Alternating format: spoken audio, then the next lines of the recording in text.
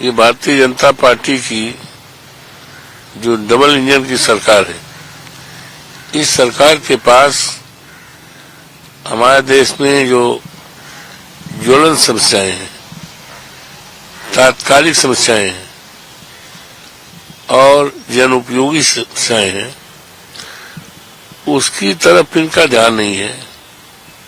सबसे बड़ी समस्या तो देश में है, आज हमारा देश का करोड़ों करोड़ों नौजवान पढ़ लिख कर बेकार है। वो सोचता है कि हमारी डिग्री बेकार, हमको जला दें। आत्महत्या करने में सोचता है। ये बड़ा सवाल है, बड़ी समस्या है, ज्वलन समस्या है, राष्ट्रीय समस्या है। और हमारे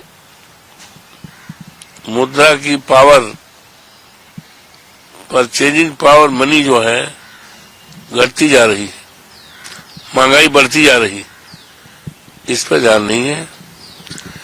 कानून व्यवस्था नाम की चीज उत्तर प्रदेश में तो बिल्कुल नहीं है, जहां पर दलितों पर बड़े पैमाने पर उत्पीड़न हो रहा है, यहां तक कि उनको पेशाब चटाया जा रहा है। ये आजाद देश की परिभाषा में नहीं आता। और ये घटना कहीं दूसरी जगह नहीं है, काकोरी की है, जहां पर हमारे देश के अमर शहीदों ने हंसते हंसते फांसी के फंदे चूमे थे फैजाबाद जेल में। अशफाकुल्लाह 27 साल की उम्र थी, काकोरी कांड में उनको फांसी की सजा हुई थी। पंडित राम प्रसाद बिस्मिल को हुई थी, राजेंद्र सिंह लारी को हुई थी। उसी धरती पर आज आजादी के बाद रामपाल पासी 70 साल की उम्र, उनको पेशाब और पेशाब चटाने का काम कोई दूसरा नहीं कर रहा है, बल्कि भारतीय जनता पार्टी आरएसएस की कार्यकर्ता कर रहे हैं। ये है कानून व्यवस्था। बड़े पैमाने पर दलितों का उत्पीड़न हो रहा है, तो इन सारी किसान परेशान है, तबाह है, बर्बाद है। इस तरफ ध्यान न दे करके इन्हें तो रिकॉर्ड बना दिया है नाम बदलने का। नाम बदलने के बाद इनके पास कोई काम नहीं है। तो इसका और राष्ट्रपिता महात्मा गांधी, दुनिया के लोग, बाहर के लोग भी आते हैं तो राष्ट्रपिता महात्मा गांधी की समाधि पे जाते हैं, सम्मान देने जाते हैं, माथा टेकने जाते हैं। उस राष्ट्रपिता का ये अपमान है, नाम उनका हटाना ये अपमान है। इससे बड़ा अपमान नहीं हो सकता। देश कतई इसको बर्दाश्त नहीं करेगा। पृथ्वीराज चौहान ने कहा है कि ऑपरेशन सिंदूर के पहले ही दिन भारत की हार हो गई। निश्चित तौर से ऑपरेशन सिंदूर में देश के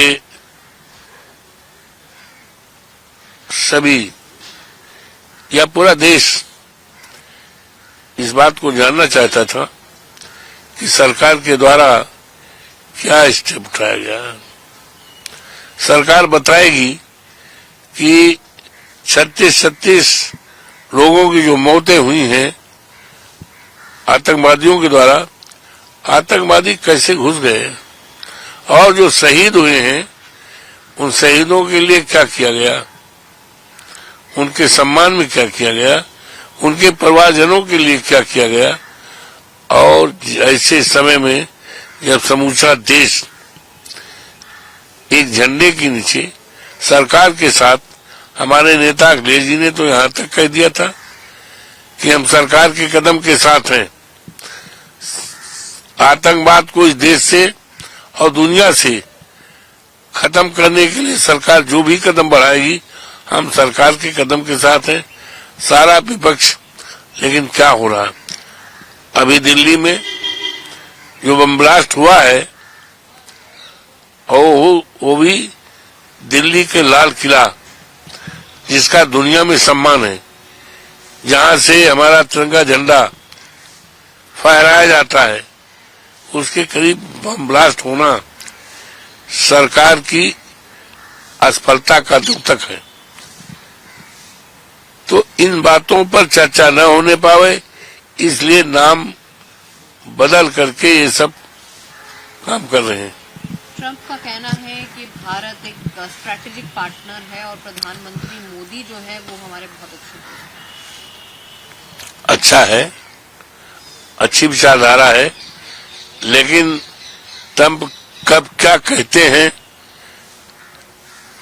ट्रंप का रुख किधर क्या हो जाता है, इस पर विश्वास नहीं है देश को।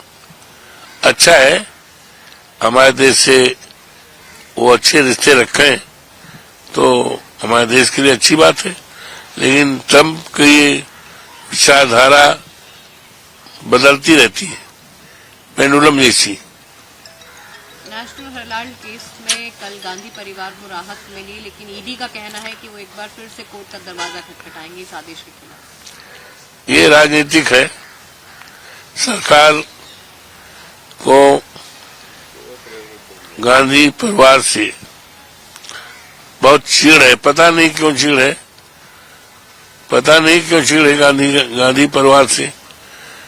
लोकसभा सदन के अंदर या बहुत जवाहरलाल नेहरू परिवार, गांधी परिवार, ये सब तो चिढ़ है, और जो भी हो रहा है राजनीतिक है।